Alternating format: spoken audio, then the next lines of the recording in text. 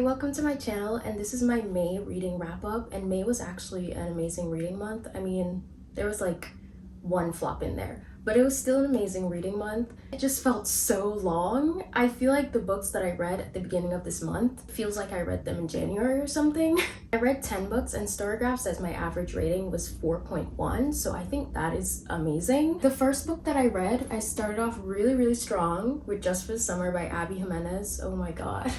I didn't expect this book to hit me this hard. Like, this pretty little colorful cover, emotional stuff is in there. This book is basically about how this guy posts on Reddit about all of his failed relationships, and after each of those relationships that person goes on to meeting their soulmate and getting married. So he thinks he has this curse, and the female main character of this book like reads the Reddit thread and replies to it and is like, yeah, I have that curse too. So that's the meet cute in this, and it just goes on into such deeper things. And one thing I will say about this book is that it's the third in the Part of Your World series, and a lot of people, they're interconnected standalones, and a lot of people will tell you it doesn't matter, you can just go ahead and read this one, and I disagree. I feel like the first book is so connected to this one. Like, you will not understand the impact of who her family is if you didn't read the first book, you know? So much of the shocking moments in this book is connected to the first book, and I just feel like it would not have hit me the same if I hadn't read the first book. And it feels like I'm giving you homework, like you have to read that one before you read this one.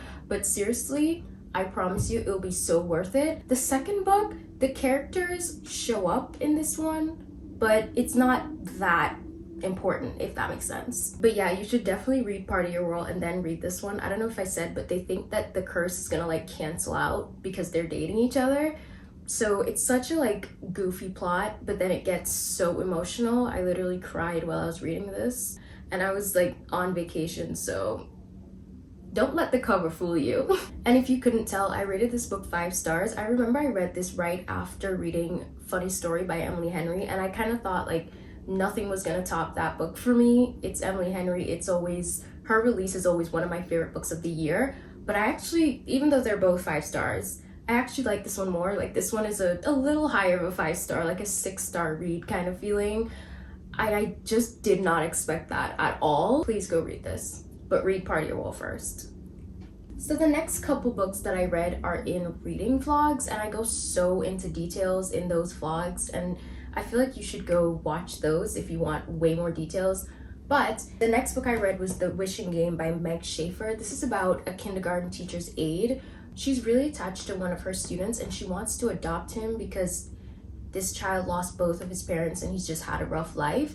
But she doesn't have enough stability or money to do so, and she's attached to this book series called the Clock Island series. She really loves reading, and that's something she has in common with this kid, that the two of them loved reading that series. And she was going through a rough time when she was a kid, and that series helped her, so she introduced it to this kid, and they're obsessed with it. And the author like has this contest where he chooses people to come to Clock Island where he lives, and they're gonna compete for one single copy of his book that's the next and last one in the series. So basically this one copy would be worth a lot of money, and so if she won that, she could do whatever she wanted with it. She could sell it to publishers or sell it to the highest bidder, whatever it is, but it could help her out of her situation. And so that's basically what it's about. She wants to go win this contest so that she can adopt this little boy, and it's just such a wholesome story, and it has a cute ending. And I don't even know if this is considered YA, but I feel like I would let my kids read this. I don't have any kids. It's very unlike anything I've ever read. It's so magical. It's so easy to get immersed into this, and I remember saying that I never thought that this was gonna get emotional or anything. It's such a short book. I kind of thought it was just gonna be like, get to the contest, we move on, we go through the motions of it, and we see what happens. But main characters face so many different emotions. I think this is such a great and wholesome book, and everyone should read it. I rated this 4.75 stars. It's so cozy, so fun, so magical. I definitely recommend this. The next book I read is The Dinner List by Rebecca Searle, and this book is completely about the question that's like, if you could have dinner with 5 people, dead or alive, who would you choose? And the main character is having that dinner. She gets to have dinner for her birthday with the people that she chose. And so basically, Audrey Hepburn is there, which is amazing. I love how Audrey Hepburn was just a character in a book. She had the best commentary. She was so helpful to the plot. Loved it. There was also a professor of hers. There was her college best friend. There was her ex-boyfriend. And then there was her dad. And she has unresolved issues with all of these people. Well, obviously not Audrey Hepburn or really her professor, but she has unresolved issues with these people, and she just kind of goes through the motions with the dinner, trying to, like, I guess, fix things and find closure and stuff like that. This hit me in an unexpected way. I thought it was gonna be cute, fun little dinner party, maybe some drama, and I expect like some gossip, some tea. That's not really what it is, but it's still so emotional. So many things get uncovered, and I cried a little bit for this one too. I really didn't expect to love it as much as I did. And this book ended up being a 5-star read for me. I'm so happy that I got to read it this month. I recommend this to everyone. I feel like I love books with magical realism, so if that's your kind of thing too, even if it's not, try it out. It's so good.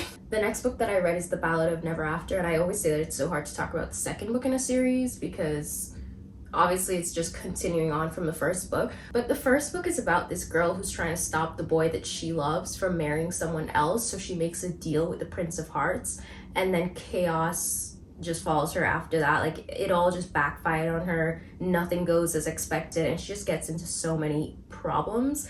And I feel like the first book was just setting up for this one, and so much more happened in this one. I did always say that I was a little bit let down by the first book, like I had more expectations, but this one definitely satisfied my expectations. This book is so fairy tale-esque, and it's so easy to get lost in, and the ending was amazing. It hurt, but it was amazing. It made me want to go read the third one immediately, but I read some other things.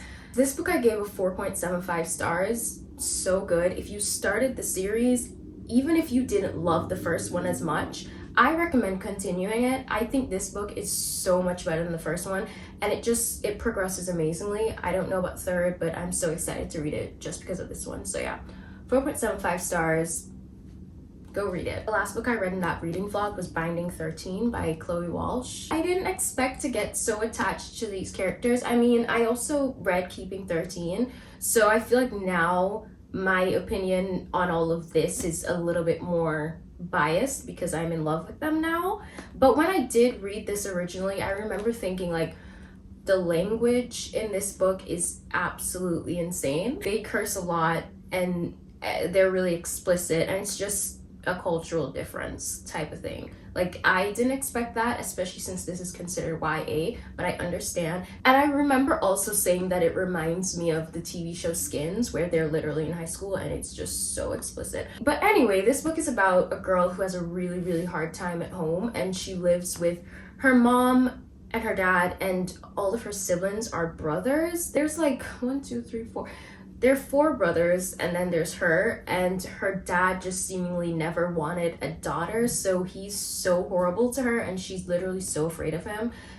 Please check trigger warnings for this book because it's some serious stuff. But she also gets bullied at school that she originally went to. Like, school wasn't a safe space either. So she transfers to a different school that's a private school, and she meets all these new people. And the love interest in this book is just so protective of her. Literally everyone she meets and she becomes friends with, they're all just so protective of each other. It's such a beautiful thing to read. Like, I don't know.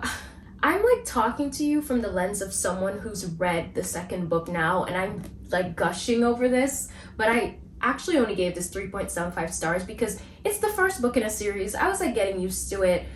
It was good, but it like wasn't the best thing ever. Also, this, I didn't expect a book like this to end on a cliffhanger, and there's a cliffhanger. I usually expect that for like fantasy and stuff, but yeah, insane cliffhanger that made me want to go read Keeping 13 like immediately. As I said, I only rated this 3.75 stars, but honestly, if you are even the slightest bit interested in the characters or in what happens, please continue it. Please continue the series. I understand that the language is vulgar and everything is really explicit. It may not be for you, but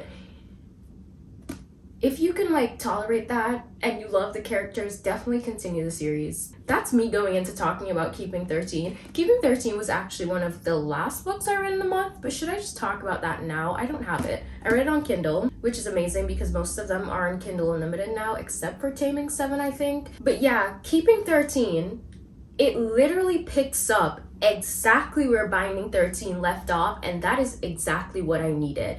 I'm not kidding, I needed that so much because I just needed to know what was gonna happen to them. Keeping 13 gets way more emotional. You get so much more attached to the characters. Crazy things happen. Their friendship and their bonds, they're just getting stronger and stronger, and you're just like, it kind of forms into this beautiful thing. And Johnny, the male main character, his parents are also featured in the books, and I think his parents are so sweet. Everything about it, like, if you like the found family trope, this is probably going to be the best series for you. I'm only 2 books in, and I'm confident because Keeping 13, I rated Keeping 13 4 stars. Here's the thing, I don't actually think any of these books will be 5 stars for me, because here's where the stars came off for Binding 13. One scene goes on and on and on and on, and one conversation is literally so long, and I'm just like, this definitely could be a shorter conversation, which could shorten these books. These books are both over 600 pages, and the font in them so small. I just feel like, as amazing as it is, it definitely could be shorter. But one thing I will say about Keeping 13 is that I think more of the scenes were necessary than Binding 13, because one of the things that I said for Binding 13 in that reading vlog that I did would be like, something would happen between Shannon, which is the girl, and Johnny, the guy. Something would happen between them, so we read about it, and then Shannon would go talk about it with her best friend, and so we're reading about the conversation about something we just read about. And then the next scene would be Johnny telling his friends about it, and it's just like we're reading the same scene 3 times. I think that's so unnecessary. If you cut all that, the book could definitely be shorter. That will always be a critique for me, no matter how much I love them. So I don't think that these will ever really be 5 stars, but we'll see. Yeah, Binding 13, 3.75, and Keeping 13, a 4. They're amazing though. The next 3 books that I'm going to talk about was in a different reading vlog where subscribers chose what I read. The first book I read for that vlog was The Bromance Book Club. This is about a married couple who's going through a hard time, and the female main character wants a divorce, but the male main character doesn't, and his friends like brings him to this book club where all of the guys read romance books to try to fix their marriages. They try to learn what women want and what romance truly means to them. So they're reading books to try to help them fix their marriages. The whole plot is just a little bit silly, a little bit goofy. This book never gets too serious, and that's what I like about it, but at the same time, it's like they were obviously going through some issues. This book was like cheesy, but it was really cute, and I had a good time reading it. The only thing that I didn't really love is that the book that they're reading in the book club, they're chapters of that book within this book. So we're like reading along with them, but I just didn't really want to do that because that book, I wasn't interested. It was just like, let's get back to like the real couple and what they have going on.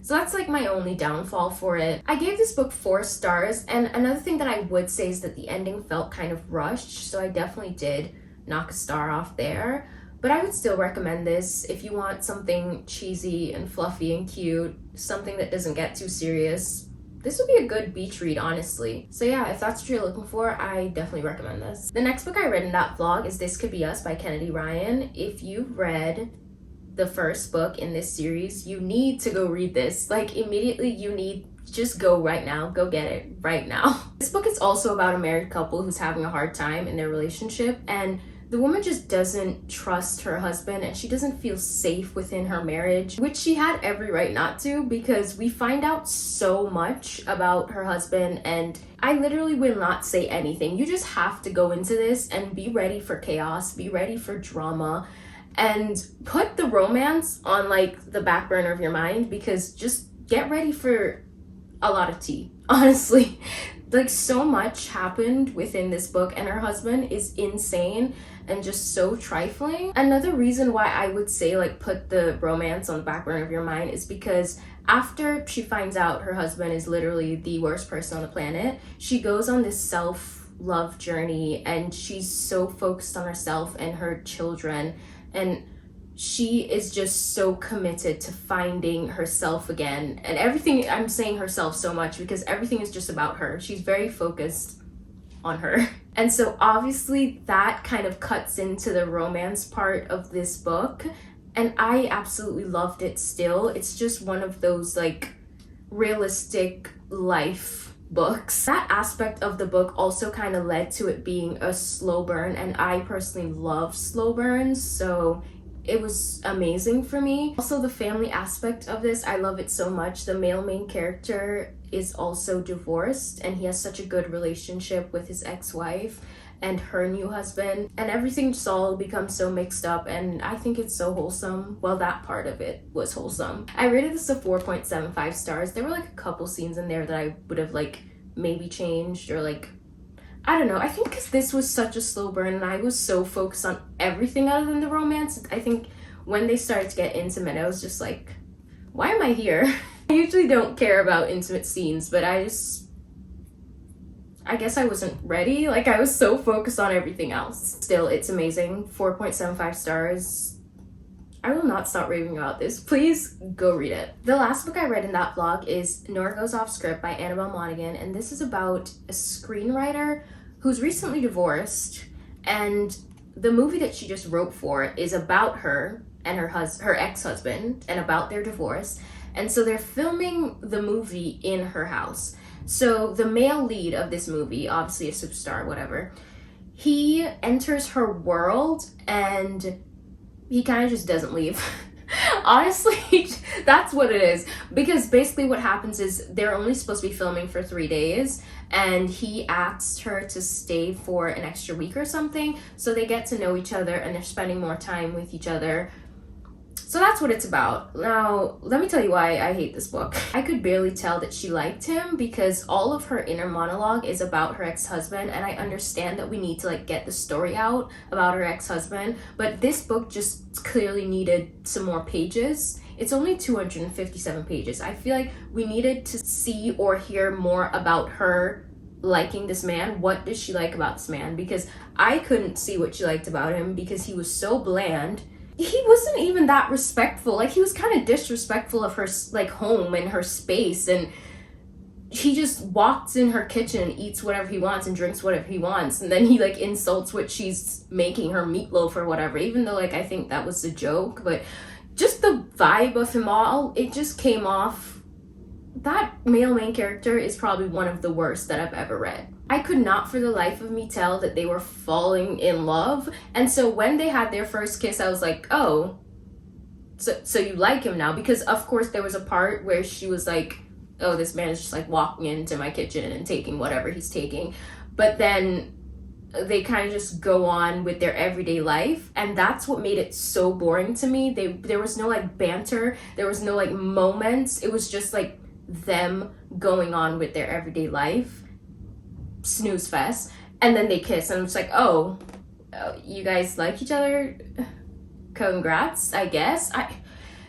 I just don't get the romance aspect of this. I was not convinced at all. But one thing I will say is that I think that was the point of the book, because her ex-husband was so against their like small town life, and he just needed bigger. He always needed more. And so I think this guy coming in and being happy with her small town and her little going grocery shopping with her and stuff, that was really important to her, and like the stability and stuff. So I get it. It just was not entertaining. I don't know what to say. Even though I said I feel like this needed more pages to talk about their actual romance and how much they like each other, that's still true. But at the same time, for a 257 page book, it just feels like it dragged on and on and on of them just doing nothing. The pacing was just completely off, and a lot of people compared this to Book Lovers by Emily Henry, and I just have no idea why. Like, what is this? Like, what are the similarities other than the fact that the main character of this is called Nora and the main character in Book Lovers is also Nora? There's literally no similarities. Like, Charlie and whoever this guy is, I don't remember his name, nothing alike. The town that they're in, nothing alike. The friends, well, it's not even friends for book lovers, it's like her family and then the friends here. Like, just, there are no similarities. It doesn't give the same feeling. I just don't understand where people get that from. I'm almost insulted for Emily Henry because that's just so off. If you've heard that and you're like, oh, I love book lovers, I'm gonna read this, don't think that it's gonna be anything alike. I originally rated this 2 stars because I liked the kids in this book and I also liked the cute ending, but the more that I sat and thought about it, it's a 1 star. This was like the biggest waste of my time. And so many people are reading this right now and loving it. Maybe I'm the problem. I will accept that if I am. But yeah, but I kind of want to give this author another chance. I remember seeing Des say in her video she gives authors 3 chances. And this author has another book called Same Time Next Summer, and she's coming out with another one this summer called Summer Romance. So maybe I will do that too. Actually, if the second one's bad too, then 2 strikes and you're out. So if you liked a different book by this author, let me know. Maybe I'll give her another chance, but I don't like this one. 2 stars, maybe a 1 star. I really don't recommend it. It's boring. Nothing happens. The romance is not convincing at all.